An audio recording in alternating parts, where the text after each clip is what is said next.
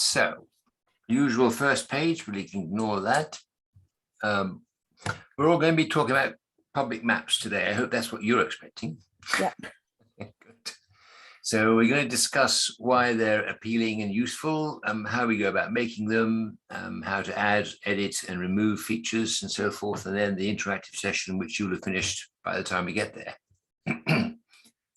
So, public maps are really putting everything that's inside Parish Online or any one particular or any bunch of layers really on a public website where everybody can access them with their regular browser. The beautiful thing about them, as far as I'm concerned, is that every time you make a change inside Parish Online, then that automatically updates to the website, which I think is really neat. So you don't need to change anything. Once you've done it, it's up to date forever. Viewers are able to zoom and scroll around just as if they were inside Parish Online. They can turn layers on and off. They can do info click. It's precisely the same for them as if they're actually in the online Parish Online itself. So I myself think this is actually one of the best parts of Parish Online. So I sort of drop off here and show examples to people of the sorts of things that I know people have done. Let me just come out of here and go into there. Here we go. And we'll start with a new line. And these are just some examples that I know have been done. So one of them is for our planning applications. And bear in mind that we're just looking at this on a regular browser as a regular address. I'll show you what it looks like actually on our website shortly. So we've decided to do it with the aerial photography, and people can't really sort of work out what it is. So they zoom in and then they start to see, golly, there were lots and lots of things done that year. So that was 2021, a bit busy. Let's go for 2022, where there's rather fewer of them. There we go. That makes more sense. Funnily enough, this one here is one I entered about an hour ago, just it's the latest one to come through. So if I click on it, up pops the stuff, just like you're used to seeing. There's the link there to the local planning authority, so they can get all the documents and everything, just like they're in Parish Online, but they aren't. And they can control the layers. They can decide that they want to have all the years or none. There's a nice legend here telling them what the color coding means. And because you're now an expert on style, you'll know that the colors indicate the status, that purple is not yet approved, or not awaiting a decision actually. And then the greens have been approved and the reds have been rejected. I don't see any reds there. And that was a weird one. What was the yellow one for? Oh, application withdrawn. There you go. All right. So that's an example of a website. I want to change it to show you another way of doing things. So this is how we do it through our own. Let me just put in our website. Let me just put this in for you. So here's our website. If I go into the community and the planning applications, then we come up with a page which is exactly the same map. You'll be delighted to see, but we've got some instructions to people on how to use it because the average punter won't know. And it takes a little bit longer to download here, doesn't it? So we're still waiting. We've got to sign up to say, please be patient. So that's just, a few things to help people. A couple of others. I think this is possibly my favorite one to show people. So this is one from a place called Stoddart-Stones, which is a council in Somerset, which is near to the Hinkley Point power station. And Hinkley Point, therefore, is a huge disruptor to the local area. There are 5,000 workers being bussed in and out every day. There's all the huge lorries and cement trucks and all sorts of things. And they thought, Hinkley Point thought they'd like to do something for the community. And they got hold of the map of local footpaths, which looks like this. And they said, we noticed that this one here is all rocky and muddy and it's not a very pleasant footpath. How about we tarmac that over and give you a nice smooth one so that mums can roll along with their prams and the kids can go by on rollerblades and dads were running along on their cycles and so forth. And everyone thought this was a brilliant idea, and it was a piece of cake. And the parish clerk then said, well, hang on a minute. Have you thought about Ramsars? Do you know about Ramsars? No, I didn't. So Ramsars are a bit like sites of special scientific interest, but they're particularly related to the sea area. So we turn on the Ramsar map, and lo and behold, the footpath that they want to update now falls fully under a whole ton of bureaucratic restrictions. And in point of fact, they can't make changes. And then he said, well, never mind the Ramsar, how about sites of special scientific interest? So he turns that one on, and bingo, we're right in the middle of a whole ton of them. Yeah. So he can't do that either. And so it is with all of these things. They're all restrictions on being able to make any changes without going through all sorts of hoops. So in the end, it was simply decided that they'd move to a different footpath that was outside all of these areas. But it's just an example of a public map showing what's inside Parish Online and how useful it is. And this is where all the villagers could see what it was that was happening, because they saw a great idea being put forward by Hinkley Point and then being nixed by the bloody parish council. But by putting this up, they could show you why it wasn't a good idea in the first place. So that's a beautiful example, I think, of this. The other one I like, and I'm just putting this up for your consideration then, is Stoddart again, but they've done their planning applications in a slightly different way. What they've done is put in points. So in the Long Sutton one, which is the one we first looked at, we outlined all the areas with polygons. So if a building was changing shape or there was going to sort of add on an extra bit of land, then all of that was in color, and that could get confusing if you have lots of things happening at once. So Stoddart, I think they've been pretty smart. They've not used aerial photography, so that seems to make the map a lot clearer, and they've just gone, every planning application is merely a dot, and the dots change color according to their status. But you can, same principle, you can just click on any one of them and it pops up with all the distance, and it's in red because it's been declined. Which is what you'd expect. And they had their link to the planning authority here. So very straightforward, very clear. They've done something differently from us. They've put a separate link in for the plan itself as separated from all the other documents. On the planning authority side, all the documents come up in a long list. And what he's done is separated them out just so that every entry here has a plan. You don't have to go to the planning authority to look for it. That's, again, I'm just throwing it up here as examples for you to see. So that's what I had on my slide saying, show you all these things. So on to the next one. When you're creating public maps, these are the steps you have to go through. So I know you're going to be doing this as we go. You hit the cogwheel in the top right corner, select administration, and then select public maps. And the first thing you do when you go into public maps is select the layer that you wish to share. And then you get a choice of the layers of your own making, i.e. parish shares, or the layers of third parties, which are all the others. So you can choose any number from hundreds of shares to include in the public map. Then they give you the opportunity to hide the content that you don't want to share, because some of the stuff may be a bit personal. It may be phone numbers, it may be email addresses. You certainly don't want that on a public website. And then the system will automatically generate the code for you so that anybody who doesn't have coding skills can nevertheless update the village website with the latest information. So I'll show you doing that. And this is where you work along and beat me to it. So go into administration, go into public maps, and here are the existing public maps we've got plot up. You may have none. So to get a new one, you have? I know, I said I've got none, sorry. You've got none, right. So you can just click on the plus sign to start a new one, and you're going to see this. Now, this is a new system that they've got in Parish Online. It's the only one they have this, and I think it's extremely useful. But what they've got is a progress bar across the top that tells you the steps you're going to have to take. And you're on step 1, which is select the base map. And what they mean by that is, what will the underlying data be? So in the Long Sutton one, it was aerial photography. in the Stoddart one, it was just the detailed mapping.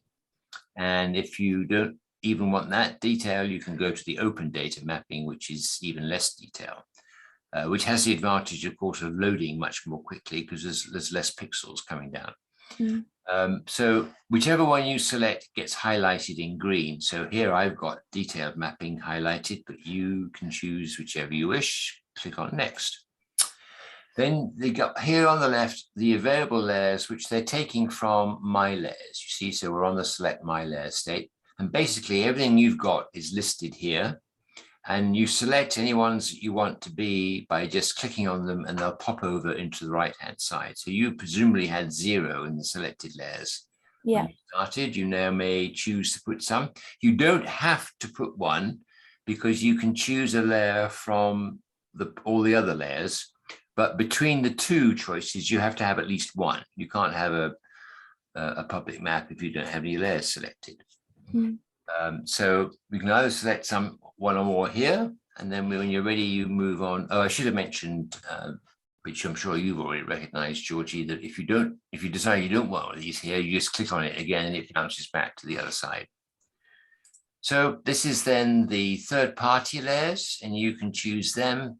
For our presentation's sake, I've chosen Ancient Woodland and Built-Up Boundary, but you can choose whatever you want. The last time I did this session, someone said he wanted the parish boundaries to come in, which I cheerfully said will be under B for boundaries, administrative. And it turned out that I was wrong. They're under P for parish. Or if you want the county boundaries, you have to go onto C for county. So just so that you're aware of that. Again, racing right along. And you notice that the progress thing up here is going with you. So what we're doing now is we're in the start location. And the idea of this one is, this is what pops up when people first go into the public map. And it needs to be something that they can readily identify. So you don't want it to be zoomed in so far that they can't see where they are. And you don't want to be zoomed in out so far that they're looking at the whole of Britain. So it's up to you. You can choose whatever level of data you want here, but you can scroll around. You can get this part of the map that you want them to be first seen to come up, and this is where you select it. So having got that sorted, we now move on to the next button. And this is where you're going to configure the system. And what it means by that is, first of all, they require you to put in a map title. Okay, usual issue, if you don't have some data in there, then you can never find the system again. So they want you to put a title in as a required value. It's not going to be showing up on the screen at all, so you don't want it to matter what you put there. It's just there's something around for us to find later. In the left-hand side, you have the tools control. By default, these three are on, so you let people choose which layers they want to see. They can toggle them on and off. You let people do info clicking, i.e. they can they can drill down into the data inside the record, and you let them do a postcode search. And occasionally people opt not to have these, but quite rarely. And by the same token, all they're showing you here is which of all the layers you selected do you want to pop up on the very first screen. It may be all of them, it may be none. It doesn't matter, but this is where you toggle them on or off. Once you're ready, click on save. And you're now at the bit where you've actually now generated your public map. You get here a list of the layers that are going to be in your system, and you need to take an account of these because the ones that came from your my layers, sorry, the parish layers, you're going to have to go in and select what data columns you want to show up from there. But the other ones, the ones from the third-party layers, the map itself, and these two, you don't have to worry about these. But make a note of what you've got here, because you're going to have to change them. You get a chance to see what you're actually going to look like. Just click on the preview and it'll pop up in front of you. But what I think is better to do is to click the little icon at the right-hand end of the share URL, paste that into a new browser tab, and you'll see the entire picture that everyone else is going to see. So that's useful. And then the bit underneath the embed code is if you've got a village website where you want this to be a regular feature, you just click on here, you cut and paste it, and then you paste it into the website. Now, some people know how to do that, others don't. Others have web designers who will do it for them. It's entirely up to your own level of knowledge and who wrote your website and how they wrote it in what. So but this is known as the iframe data, and that's what your web designer or web hostmaster will want to have in order to create this. So that's what, that's what we need there. The next one is this business about the attributes. So I've got a big stop sign to warn you. Okay, so when you're in Parish Online, as you know, and we've done today, when you click on a feature, info clicking, it brings up the additional attributes about it. Now, you probably want users to do the same thing in your public maps, but you've got to be very careful not to release any private information. So by default, everything is turned off, and you need to explicitly go in and turn on the ones you want on. So the way we do that is to go up into My Layers, which is going through the cog administration a bit, and then you wait for the My Layers to fill in. And the one that we chose, or although I had 3 of the planning applications for 2019, 2020, and 2021.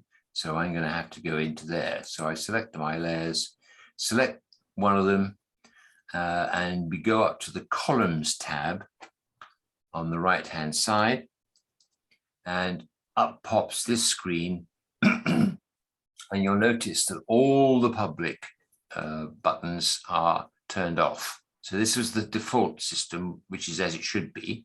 And then all you're going to do is put a tick mark in each of these that you're perfectly happy to be made public information, which is why this column is called public. Isn't that remarkable? And the only one here that you might have pause about is notes. If you put a note in that says this guy is a real pain in the neck, then you probably don't want that to be out in public. But in our case, and I'll show you in the next slide, we selected all of them. I have no concerns about that. I just take the opportunity to re-mention the use of this link column here. So if you want to put a hyperlink into your data, you've got to have this button set. But that's nothing to do with public maps particularly. I just mentioned it because we're here. So we're now done.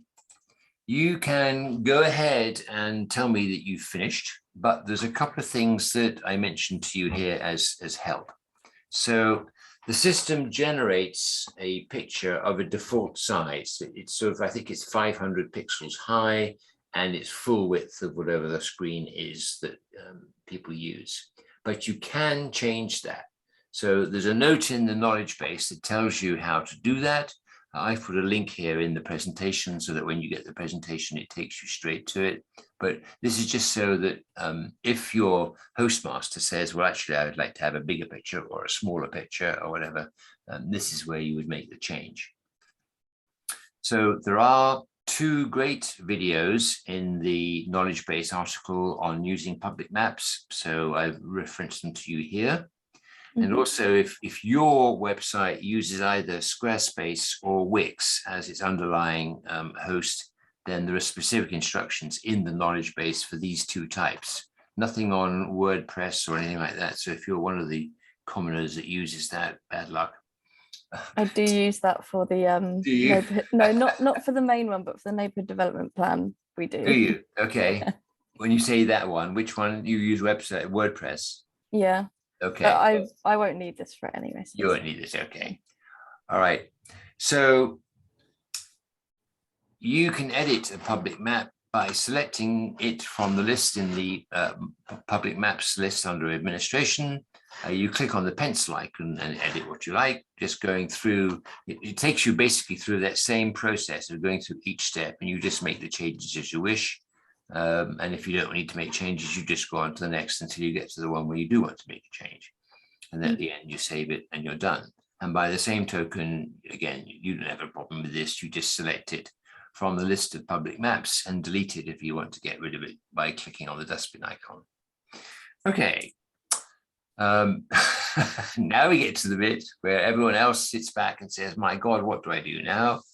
And I'm going to, I think, break off showing the screen because we've got to the end. So let me just change that. Here we go. Stop sharing, looking at you in the eye, and you can tell me you finished and you've done it all. Yeah.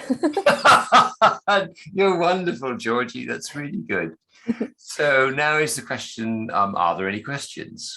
I told you this would be the fastest one on record. Yes. So the district council, the Sevenoaks District Council have a planning policy entire map thing, Right. which is really good. You can turn on the layers to see what policies affect everything, like the greenbelt area and etc. And Very handy. Residential character areas.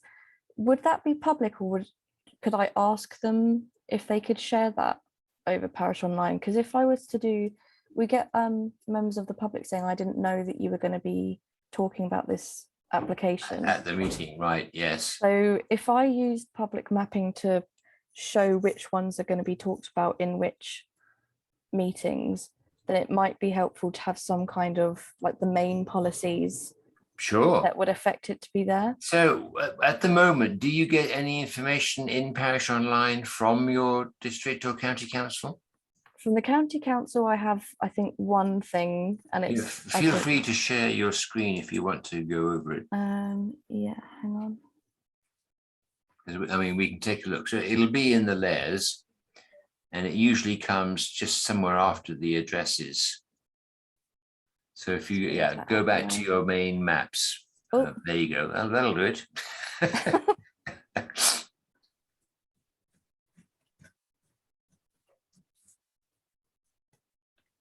You can see how often I've been using this because it's a really hard password, but I've memorized it because I've been using it so much more. Yeah, so if we go down, that's too far probably. It will be somewhere. You've got Kent County Council, there you go. Yeah, so they only show public rights of way. And I did get in touch with the district council and I said that you told me that they could use the service to translate information over, because I thought it'd be useful if we knew what properties they own. Absolutely, yes. And what did they say? They said, no, we don't want to share that with you because it's good for us to keep track of who's asking if we own something. So that sounds like bureaucraties to me. Yeah. Just hold this in the back of your mind, Georgie, but and I've not yet had to implement this, but it's certainly always been in the back of my mind. There is legislation in the United Kingdom that says people who gather data on behalf of their public, which in this case is the district council, they are obliged to share that information. There's absolutely no way they can refuse to share it with you. So being bureaucrats and civil servants and so forth, they will make it as difficult as they can. But if they flatly refuse, then you start bringing out the big guns. Okay, nobody wants to get to that stage, but I just mentioned it to you in passing that they are not allowed to say no. Okay, so under that, then I would suggest that, who did you talk to when you talked to them about this? I'm Do you not remember sure what position they held? No, I think I can't remember. It was someone that I'd emailed, and I think it got passed on to them from the general email thing. It might have been properties at Sevenoaks. Right. So have we had the discussion about customer service, you and I? Maybe not. So I speak to you now with the experience of many years of battling these people. And it's a well-recognized thing that if you want to get information out of the IT department or the GIS people, the Geographical Information Systems, which is what this is, the last people for you to get in touch with is anyone from the IT department or the GIS department, okay? What you need to do is look for anybody in the district council or the county council who has a title, something like customer service director, or CEO of getting things done, or whatever it happens to be. But there will be somebody who's been appointed to make sure that the council is delivering the services that its customers require, or its clients. So you have to look for customer service or client service, because many councils have forgotten that the parishes are their clients and they are obliged to help you. And the customer service people are well aware of that. They exist to facilitate the education of their dumber people who haven't actually realized that that's what they're there for. So that's their job. So your request needs to go to somebody in the customer service arena, and they have the clout to knock heads together to get the answers you need, and be sure that they will be aware that there is this legislation that says they've got to share it. Yeah. So whatever answer it was that you got was an answer from somebody who's maybe got lots of experience of fobbing off miserable, irritating clients with miserable, irritating questions. And you need to escalate it to a higher level of service. And the customer service director is usually up at board level. So he's got the clout to get things done. And he certainly he knows whom to call to get things done.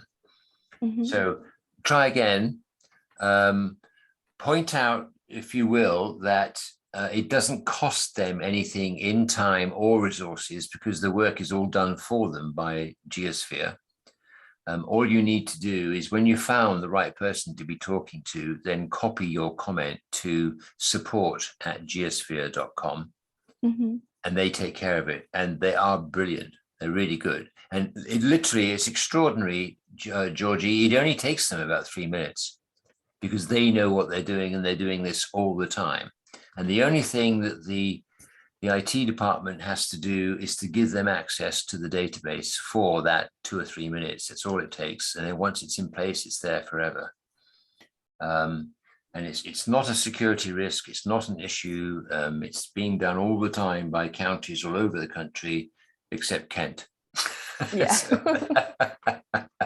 So if I showed you my screen, for instance, if you stop sharing yours, and I'll go back to sharing mine.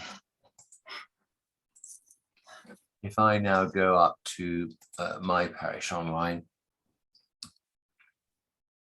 which is there, and we'll go to login.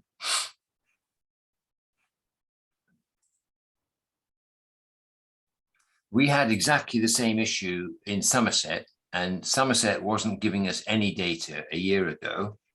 And now, if I come down to Somerset County Council, we've got 8 layers or 9 layers. I'm running a catch. Let me just go down a bit here of really useful stuff. I mean, parents are just delighted to see the catchment areas. That's really helpful. And the people who are looking after the lights and so forth, they're delighted to have the highway lighting, the salt bins, the gullies. What happens when a big hole appears on the side of the road? That's a gully. So we know all about those. And then that was the county council. And then we had the local district council, and they've done the same thing, but we've got planning applications. You know, we're really zooming along now. And there, I'm trying to challenge the two to see who can come up with the most layers, because they're zooming around. So as much as anything else, it's a matter of education. They don't realize that the information they're sitting on is meat and blood to you. But once they do know, we found Somerset couldn't stop falling over themselves to be helpful. They were so pleased to know that they were helping us. It was extraordinary. It was a complete reversal of attitude, and it was just a matter of education that they hadn't actually understood at the sort of at the coalface level, that what they were doing on a daily basis was actually of huge help to people down at the parish level. So once that had been got across, as I said, they were marvelous. They've been very helpful, and we have a meeting every couple of months just to make sure that they haven't finished yet. You know, we said, well, now you've got these 9, how about the next 9, and so forth. And it's doing fine. And they're doing all that in the middle of changing over to being a unitary as well. So I'm all the more impressed with them. Yeah, so that's really great. As bloody-minded as your guy seemed to be, it may simply be a matter of educating him. And that's why there's that customer service middleman in there, because he's well aware of the problems of communication. And he's also well aware that the legislation is actually on your side. So the peasant sitting in charge of the IT department may not be aware of that. He's all worried about security and cyber warfare and everything, but he's forgotten that actually his job is to make the information available that he's gathered. It's no good just sitting in his database. He's got to get out to people who want to use it. Yeah. We get so many people calling in and saying, do you own this property? We want something done with it. And we say, no, but also we don't know who does, because they won't share that with us. So that's stupid, isn't it? Particularly, this is a question of left hand and right hand. So the people in charge of the land registry are under an obligation to get every piece of land in the country accounted for. And they have said that every piece of publicly owned land must be on their land registry by 2025. So on the one hand, they're telling you that they can't give you the information. And on the other hand, the land registry is saying you've got to give it to everybody by 2025. So why don't they start now? So, as I said, most of this, in my experience, is an educational issue. You've got people not knowing, A, what they're there for, and B, what they can, how helpful they can be with the information that they're sitting on. Mm. And lastly, the third thing they don't realize is how very, very simple it is to get it into Parish Online. I mean, it really is a 3-minute exercise. It takes a bit longer for the bureaucracy to work out who owns the database that you're trying to get access to. They're broken up into highways department, into this department, that department, every other department. And they've got to find out, first of all, who owns the database. And then they've got to say, you need to share it. But if there are any fields where you're not allowed to let the private information out, then they've got to block those off as well. Mm. But again, that's all something that Parish Online is very familiar with. So good luck. Thank you. Oh, my pleasure. Are there any other points that you want to cover today? No, I was just going to say, funnily enough, the HM land registry thing, all of that that's my task. That's what really? Yeah. Oh, so you know all about it then? No, I don't. Oh. Have you worked out that the numbers that you get in Parish Online are way down at the bottom of the land registry page? Okay, good. Because that's not always crystal clear. I get lots of people telling me that it's the wrong reference number, and I say, no, you're looking in the wrong database. Mm. But you've obviously found that out. Great. Yeah, anything else? I'll probably ask you for advice on it at some point when I figure out what I need advice on. Well, I'm delighted to help, because I want to revolutionize government. I think that by and large, you've got lots and lots of really nice people doing their best to do a really good job, but they're lacking the knowledge of how to do it. And digital mapping is largely the answer. Oh, there's one thing you can use as an example. There's a unitary at the top end of Somerset called Bath and North East Somerset, which everybody calls Baines for short. And Baines decided 10 years ago that they were sick and tired of parish clerks calling up and saying, could you tell me where our footpath is? People want to know how far can they walk in an hour? Have you got a footpath that's 3 miles long that we can show them? And they were just spending all of their time answering these queries. So the guy in charge of that Baines's geographical information system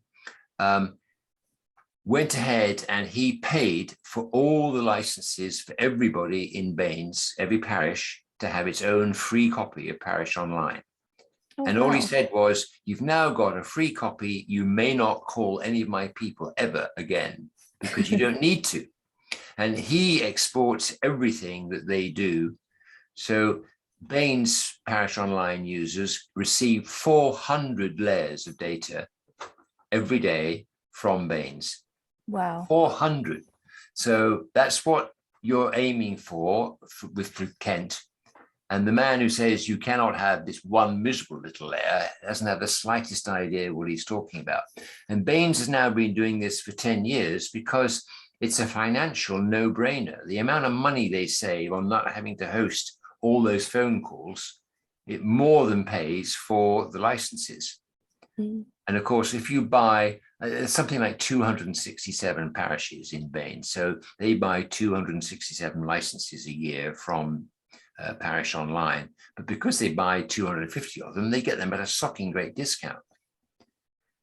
So it's a win-win for everybody. So that's the next thing you can say to your Kent County Council. Listen, don't you want to save money? Yeah. So just stop doing this nonsense and get on with it and buy my license for me. Yes, give me this information and also pay for me to receive it. There you go. So you're getting the hang of this, and see, Georgie, you're going to be a real jewel for Kent County, or the parish Sevenoaks. Let's put it that way. Yeah, thank you. Good. Well, have a tremendous weekend. Yeah, you too. And, we're not going to talk to you again, are we? No. There's the hints and tips, I think, that I signed up for. I think that was the last one. That's on the Monday, list. isn't it? Yeah. Okay, well, I'll talk to you on Monday. Yeah, see you Monday. Good. Have a great weekend in the meantime. No Mamma Mia this weekend. No, sadly not. Oh dear. Oh well. Enjoy the sunshine or the thunderstorms, whichever it's going to be. Yeah, you too. Take care. Bye-bye.